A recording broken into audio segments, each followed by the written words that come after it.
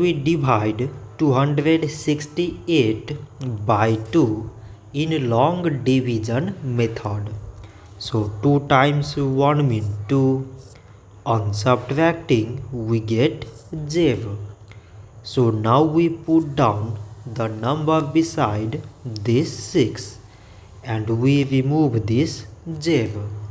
So 2 times 3 means 6. On subtracting we get 0. So now again we put down the number beside this 8 and we remove this 0. So 2 times 4 means 8.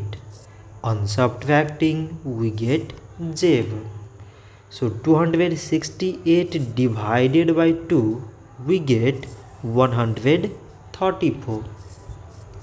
So this much for today and thanks for watching.